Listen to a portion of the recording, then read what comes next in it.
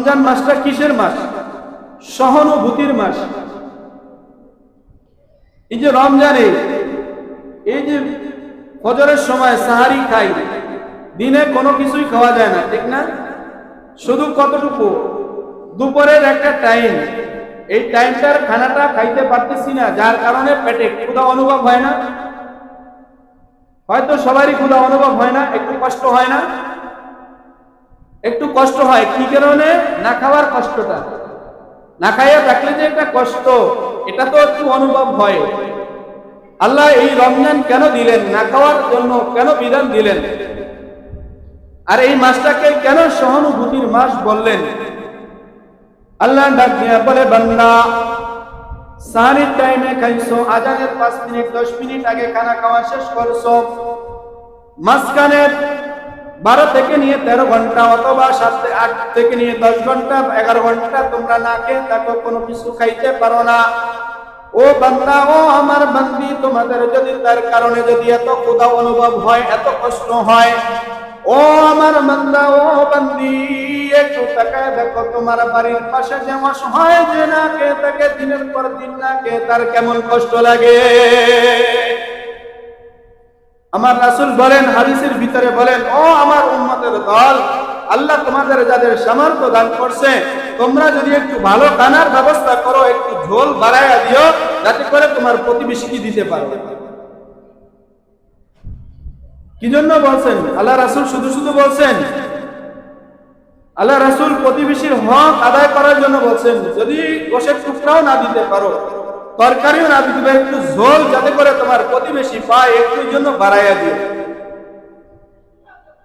এই যে সহানুভূতির মাস, রমজান মাস যে সহানুভূতির মাস, এটা আমাদের অনুধাবন করতে হবে, উপলব্ধি করতে হবে যে আরে আমার প্রতিবেশী রিক্সা চালাইয়া খায়, দিন আনলে পরে খাইতে পারে না, আনলে পরে খাইতে পারে না, এই বেচারার কত কষ্ট হয়। তার উপর একটু দয়া হওয়া, দয়াবান হওয়া।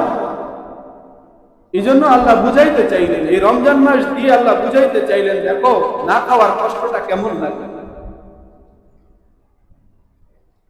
এই যে পবিত্র মাহে রমজান, আল্লাহ রাসূল সাল্লাল্লাহু আলাইহি সাল্লাম হাদিসের ভিতরে বলেন, তোমরা 4টা কাজ বেশি বেশি করবা। রমজান মাসে 4টা কাজ বেশি বেশি করবা। 1 নম্বর, লা ইলাহা ইল্লাল্লাহ, এই কালেমার জিকিরটা বেশি বেশি করবা। বেশি বেশি করে ইস্তিগফার করবা। 3 নম্বর 4 নম্বর যে 2টা কাজ, এই 2টা কাজ না করলেই না। 1 নম্বর জাহান্নাম থেকে পানা চাওয়া, জাহান্নামের আযাব থেকে মুক্তি চাওয়া। 2 নম্বর আল্লাহর কাছে জান্নাতুল ফেরদাউস কামনা করা। বলেন তো এই 2টা কাজ এই আমাদের না করা ছাড়া উপায় আছে? আল্লাহর কাছে এই 2টা ছাড়া আমাদের কোনো উপায় আছে? আল্লাহ যদি জাহান্নামের ভিতরে ফেলায় আমাদেরকে, জাহান্নামে পোড়ার মতন শক্তি আমাদের আছে? তো জাহান্নামের আযাব সহ্যের মতো ক্ষমতা আছে আমাদের? এই জন্য আল্লাহ রাসূল বলছেন, বেশি বেশি করে আল্লাহর কাছে জাহান্নাম থেকে মুক্তি চাও। স্বয়ং জাহান্নাম আল্লাহর কাছে পানা চায়।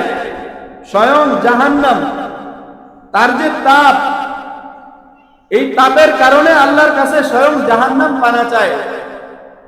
আমাদের অবস্থা কি? আমাদেরকে যদি ওর ভিতরে ফেলানো হয়, আমাদের অবস্থাটা কি হবে? এই জন্য এই মাসে বেশি বেশি করে কি করতে হবে? আমাদেরকে কালেমার জিকির বেশি বেশি আদায় করতে হবে, বেশি বেশি করে ইস্তেগফার করতে হবে। আমরা তো নিষ্পাপ না, নাকি নিষ্পাপ? আমাদের কোনো গুনাহ নাই? অবশ্যই আছে। শুধু গুনার থেকে ঊর্ধ্বে নবী এবং রাসূলরা, গুনার থেকে ঊর্ধ্বে, তাদের কোনো গুনাহ নাই। বাকি সবারই কিছু না কিছু গুনাহ আছে। কি করতে হবে? বেশি বেশি করে ইস্তেগফার করতে হবে।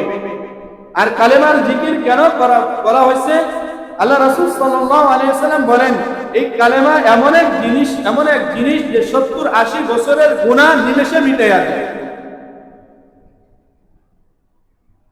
70 বছর একটা মানুষ শিরকের ভিতরে লিপ্ত, 70-80 বছর একটা মানুষ বেদাতের ভিতরে লিপ্ত, এই মানুষটা যদি ইখলাসের সাথে কালেমা পড়ে, তো এই 70 বছরের গুনাহ এক কালেমার নিমেষের ভিতরে একেবারে